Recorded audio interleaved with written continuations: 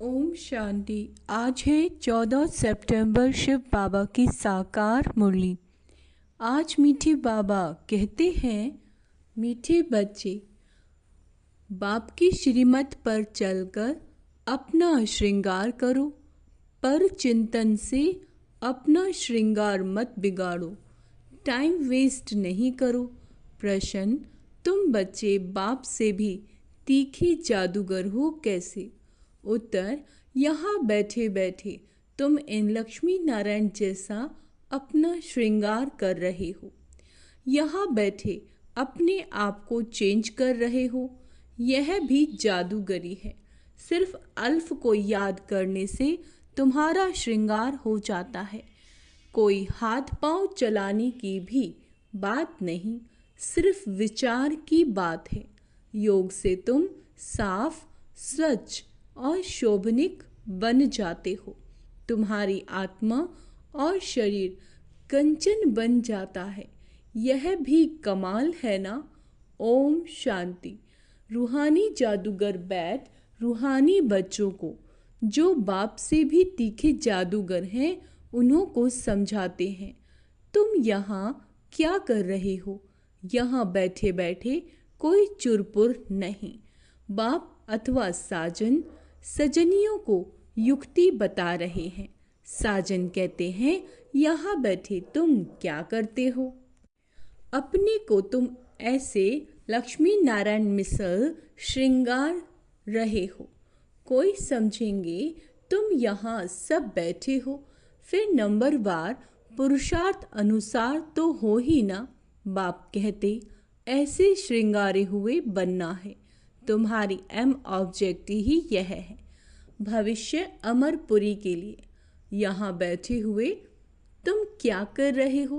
Paradise के श्रृंगार के लिए पुरुषार्थ कर रहे हो। इसको क्या कहें? यहाँ बैठे हुए अपने को चेंज कर रहे हो।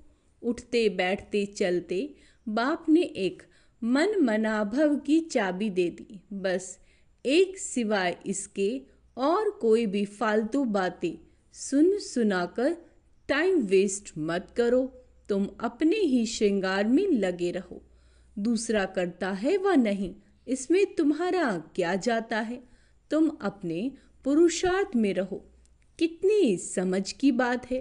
कोई नया सुनेगा तो जरूर वंडर खाएगा। तुम्हारे में कोई तो अपना श्रृंगार कर रहे हैं, कोई तो फिर और ही बिगाड़ रहे हैं। पर चिंतन आदि में टाइम वेस्ट करते रहते हैं। बाप बच्चों को समझाते हैं, तुम सिर्फ अपने को देखो कि हम क्या कर रहे हैं। बहुत छोटी युक्ति बताई, बस एक ही अक्षर है, मन मनाभव। तुम यहाँ बैठे हो, परंतु बुद्धि में है कि सारी सृष्टि का चक्र कैसे फिरता है। अभी फिर से हम विश्व का श्रृंगार कर रहे हैं। तुम कितने पद्मा पदम भाग्यशाली हो। यहाँ बैठे बैठे तुम कितना कार्य करते हो। कोई हाथ पांव तो चलाने की बात नहीं, सिर्फ विचार की बात है। तुम कहेंगे, हम यहाँ बैठे ऊंचे ते उच्च विश्व का श्रृंगार कर रहे हैं। मन मनाभव का मंत्र कितना उच्च है। इस योग से ही तुम्हारे पाप भस्म होते जाएंगे और तुम साफ बनते बनते फिर कितने शोभनिक हो जाएंगे। अभी आत्मा पतित है तो शरीर की भी हालत देखो क्या हो गई है। अब तुम्हारी आत्मा और काया कंचन बन जाएगी। ये कमाल है ना? तो ऐसा अपना श्रृंगार करना है। दैवी गुण भी धारण करने हैं। बाप सभी को एक ही रास्ता बताते हैं, अल्फ और बे। सिर्फ अल्फ की बात है। बाप को याद करते रहो तो तुम्हारा श्रृंगार सारा बदल जाएगा। बाप से भी तुम बड़े जादूगर हो। तुमको युक्ति बताते हैं कि ऐसा ऐसा करने से तुम्हारा श्रृंगार बन जाएगा। अपना श्रृंगार न करने से तुम मुफ्त अपने को नुकसान पहुंचाते हो। इतना तो समझते हो, हम भक्ति मार्ग में क्या क्या करते थे। सारा श्रृंगार ही बिगड़ कर क्या बन गए हो। अब एक ही अक्षर से बाप की याद से तुम्हारा श्रृंगार होता है। बच्चों को कितना अच्छी रीति समझाकर फ्रेश करते हैं। यहाँ बैठे तुम क्या करते हो? याद की यात्रा में बैठे हो। अगर कोई का ख्याल और तरफ होगा तो श्रृंगार थोड़े ही होगा। तुम श्रृंगारे हो तो फिर औरों को भी रास्ता बताना है। बाप आते ही हैं ऐसा श्रृंगार बनाने। कमाल शिव बाबा की, आप हमारा कितना श्रृंगार करते हो।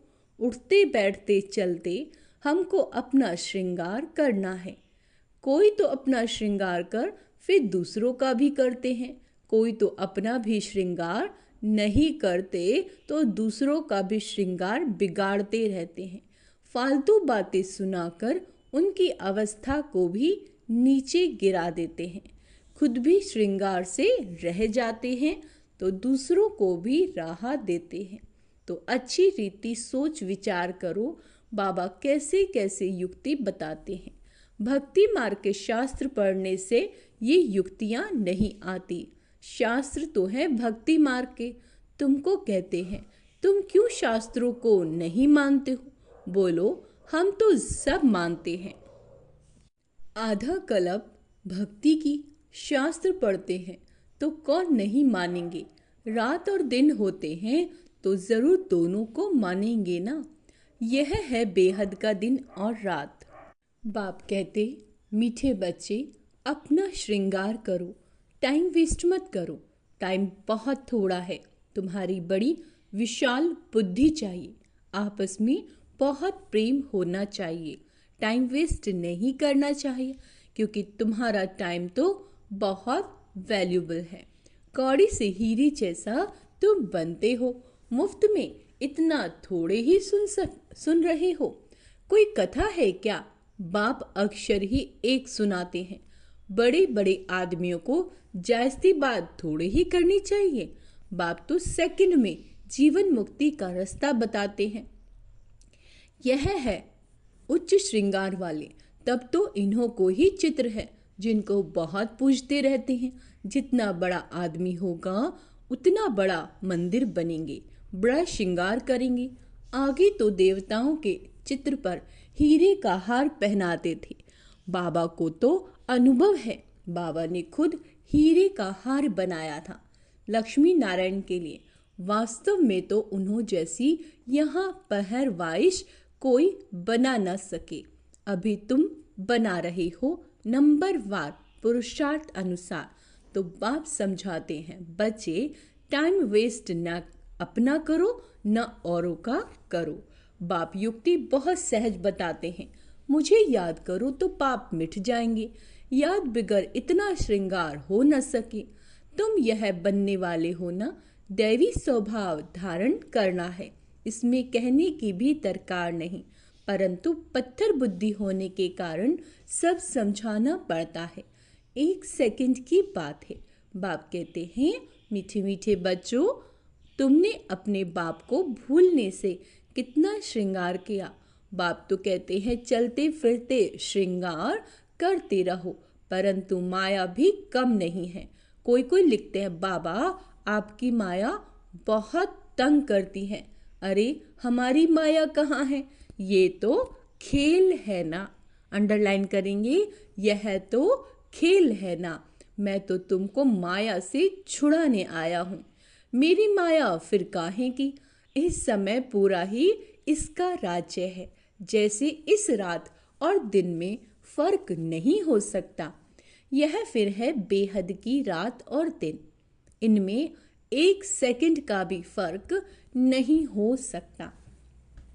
बाबा कहते अभी तुम बच्चे नंबरवार पुरुषार्थ अनुसार ऐसा श्रृंगार कर रहे हो। बाप कहते चक्रवर्ती राजा बनना है तो चक्र फिराते रहो। एक तो मनमना भव करना है और फिर चक्र भी घुमाना है। भल ग्रस्त व्यवहार में रहो, इसमें सारा दिन सारा बुद्धि में काम लेना है। अंडरलाइन, फिर से अंडरलाइन, इसमें सारा बुद्धि से काम लेना है। स्वदर्शन चक्र घुमाना है ग्रस्त व्यवहार में रहते। आत्मा में ही मन बुद्धि है। यहाँ तुमको बाहर का गोरख धंधा कुछ भी नहीं। यहाँ आते ही हो तुम अपने को श्रृंगारने अर्थात रिफ्रेश करने। बाप पढ़ाते तो सबको एक जैसा है। यहाँ बाबा पास आते हैं, नई नई पॉइंट्स सम्मुख सुनने, फिर घर जाते हैं तो जो कुछ सुना वह बाहर निकल जाता है। यहाँ से बाहर निकलने से ही झोली छाट लेते हैं। जो सुना उस पर मनन चिंतन नहीं करते। तुम्हारे लिए तो यहाँ एकांत की जगह बहुत है। बाहर में तो खटमल फिरते रहते हैं, एक दो का खून पीते रहते हैं। तो बाप बच्चों को समझाते हैं, ये तुम्हारा टाइम मोस्ट वैल्यूबल है, इसको तुम वेस्ट मत करो। अपने को श्रृंगारने की बहुत युक्तियाँ मिली हैं। मैं सबका उद्धार करने आता हूँ। मैं आया हूँ तुमको विश्व का बादशाही देने। तो अब मुझे याद करो, टाइम वेस्ट मत करो। काम काज करते भी बाप को याद करते रहो। इतनी ढेर सब आत्माएं आशिक हैं एक परमपिता परमात्मा माशूक की। वह सब जिस्मानी कथाएं आदि तो तुम बहुत सुनते हो। अब बाप कहते वह सब भूल जाओ। भक्ति मार्ग में तुमने मुझे याद किया और वायदा भी किया है, हम आपके ही बनेंगे। ढेर के ढेर आशिकों का एक माशूक। भक्ति मार्ग में कहते हैं ब्रह्म में लीन होंगे। यह सब है फालतू बातें। एक भी मनुष्य मोक्ष को नहीं पा सकता। ये तो अनादि ड्रामा है। इतने सब एक्टर्स हैं, इसमें जरा भी फर्क नहीं हो सकता। बाप कहते हैं सिर्फ एक अल्फ को याद करो तो तुम्हारा ये श्रृंगार हो जाएगा। अभी तुम ये बन रहे हो। स्मृति में आता है अनेक बार हमने ये श्रृंगार किया। कल्प कल्प बाबा आप आएंगे, हम आपसे ही सुनेंगे। कितनी गुह्य गुह्य पॉइंट्स हैं। बाबा ने युक्ति बहुत अच्छी बताई।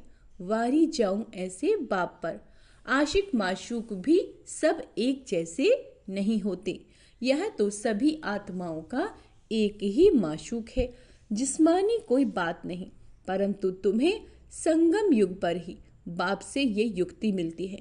कहाँ भी तुम जाओ, खाओ पियो, घूमो फिरो, नौकरी करो, अपना श्रृंगार करते रहो। बाबा कहते आत्माएं सब एक माशूक की आशिक हैं, बस उनको ही याद करते रहो।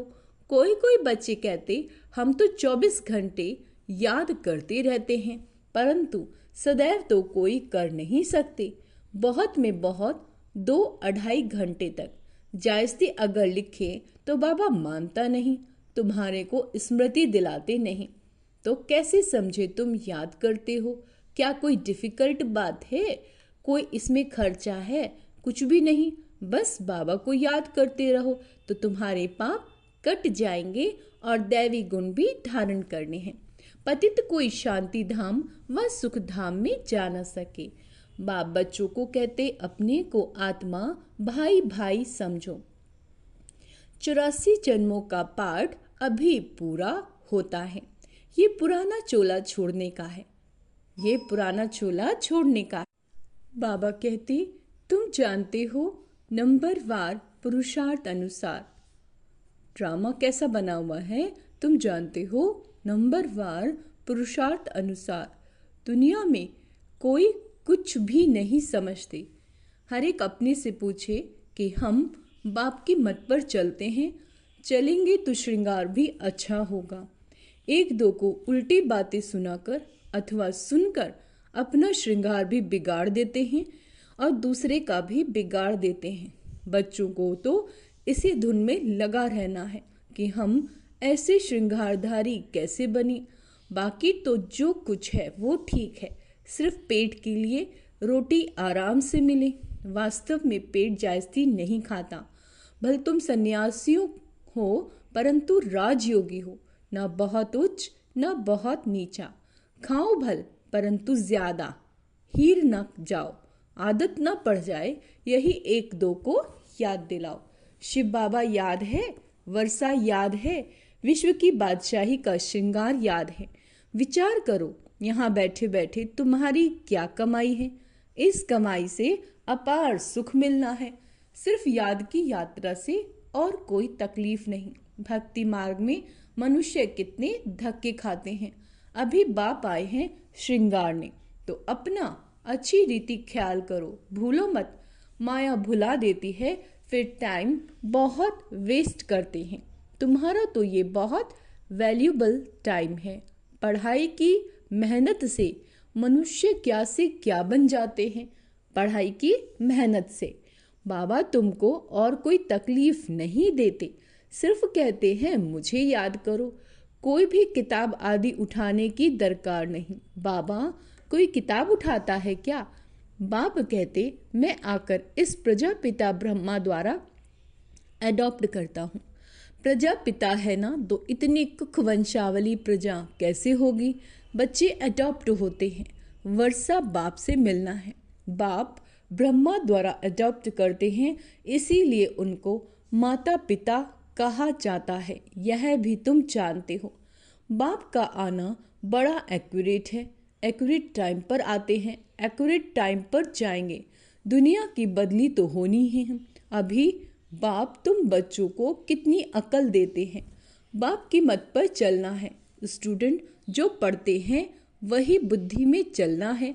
तुम भी यह संस्कार ले जाते हो। जैसे बाप से संस्कार, वैसे तुम्हारी आत्मा में भी यह संस्कार भरते हैं। फिर जब यहाँ आएंगे तो वही पार्ट रिपीट होगा। नंबर वार पुरुषार्थ अनुसार आएंगे। अपने दिल से पूछो कितना पुरुषार्थ किया, अपने को श्रृंगारने का टाइम कहाँ वेस्ट तो नहीं किया। बाप सावधान करते हैं, वाहियात बातों में कहाँ भी टाइम ना गवाओ। बाप की श्रीमत याद रखो, मनुष्य मत पर ना चलो। तुमको यह पता थोड़े ही था कि ये पुरानी दुनिया में है। बाप ने बताया कि तुम क्या थे। इस पुरानी दुनिया में कितने अपार दुख हैं। यह भी ड्रामा अनुसार पाठ मिला हुआ है। ड्रामा अनुसार अनेका अनेक विघ्न भी पड़ते हैं। बाप समझाते हैं, बच्चे यह ज्ञान और भक्ति का खेल है। यह ज्ञान और भक्ति का खेल है, वंडरफुल ड्रामा है। इतनी छोटी आत्मा में पार्ट अविनाशी भरा हुआ है जो बजाती ही रहती है। अच्छा, मीठे मीठे सिकेला दे बच्चों प्रति माता पिता बाप दादा का याद प्यार और गुड मॉर्निंग। रूहानी बाप की रूहानी बच्चों को नमस्ते। हम रूहानी बच्चों के रूहानी माता पिता बाप दादा को याद प्यार, गुड मॉर्निंग, नमस्ते मीठे बाबा, शुक्रिया बाबा, शुक्रिया। भूल चूक क्षमा करना बाबा। धारणा के लिए मुख्य सार, दूसरे सब बातों को छोड़ इस धुन में रहना है कि हम लक्ष्मी नारायण जैसा श्रृंगारधारी कैसे बने। ठीक है, अपने से पूछना है कि हम श्रीमत पर चलकर मन मनाभव की चाबी से अपना श्रृंगार ठीक तरह से कर रहे हैं। उल्टी सुल्टी बातें सुनकर व सुनाकर श्रृंगार बिगाड़ते तो नहीं। आपस में प्रेम से रहते हैं, अपना वैल्यूबल टाइम कहीं पर वेस्ट तो नहीं करते। दैवी स्वभाव धारण किया। ये 4 पॉइंट याद रखें। वरदान, व्यर्थ संकल्पों के कारण को जानकर, व्यर्थ संकल्पों के कारण को जान उन्हें समाप्त करने वाले समाधान स्वरूप भव। व्यर्थ संकल्प उत्पन्न होने के 2 कारण हैं, अभिमान और अपमान। मेरे को कम क्यों, मेरा भी ये पद होना चाहिए, मेरे को भी आगे करना चाहिए।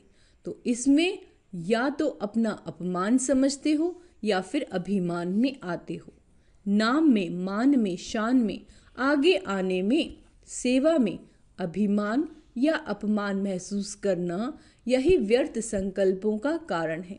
इस कारण को जानकर निवारण करना ही, इस कारण को जानकर निवारण करना ही समाधान स्वरूप बनना है। स्लोगन, साइलेंस की शक्ति द्वारा स्वीट होम की यात्रा करना बहुत सहज है। अच्छा, ओम शांति। तो आज का स्वमान अभ्यास करेंगे। मैं समाधान स्वरूप आत्मा हूँ, मैं दैवी गुणधारी आत्मा हूँ। अच्छा, ओम शांति।